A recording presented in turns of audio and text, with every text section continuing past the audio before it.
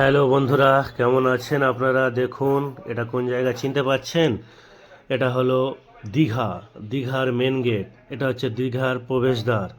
এখান থেকে আমরা চলে এলাম সরাসরি ওল্ড দীঘা।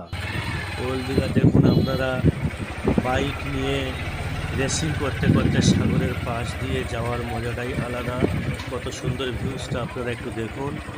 ওল্ড দীঘা থেকে নিউ দীঘা যাওয়ার রাস্তা এটা। আমরা ওল্ড দীঘা থেকে অলরেডি নিউ দীঘায় চলে এসেছি। নিউ দীঘার পরিবেশটা আপনারা দেখুন। মানুষ কত শত শত ভিড় করছে এখানে। সমুদ্র উত্তাল।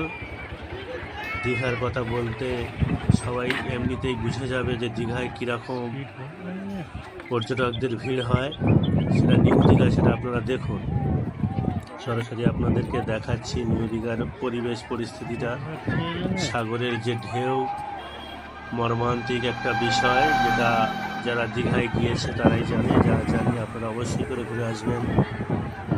নিউ দীঘার পর্যটকদের ভিড় আপনারা দেখুন, সেটা খুবই দর্শনীয়। কাছ থেকে দেখে মন ভরে গেল। তাই দেরি না করে আমিও নেমে পড়লাম সমুদ্রের মাঝখানে।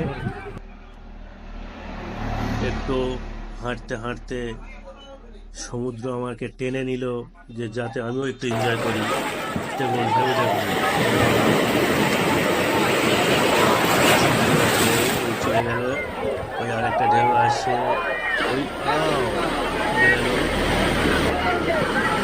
ঢেউটা দেখুন, ছড়িয়ে ছিটিয়ে বেরিয়ে পড়লাম সেই নিউ দীঘার পরে তালসারি বিচ, যেটা উড়িষ্যার মধ্যে পড়ে। একটু রওনা দিলাম উড়িষ্যার সেই তালসারি বিচ। সমস্ত সাগরের যে চর পড়ে আছে সেটা হলো সম্পূর্ণ লাল বালি। এটা হচ্ছে লাল বালির চর। এই লাল বালির চরের মধ্যে তালসারি বিচের একটি দর্শনীয় স্পট হলো লাল ক্যাংড়া বিচ। পর্যটকদের জন্য এটা দর্শনীয় স্থান।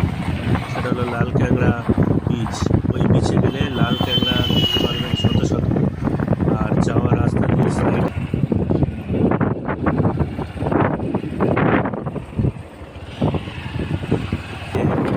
দেখলাম কাজু বাদামের বিশাল বড় বড় বাগান।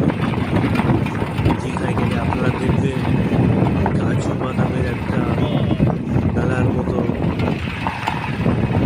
দোকান বসে থাকে। কাজু বাদাম কোথা থেকে আসে?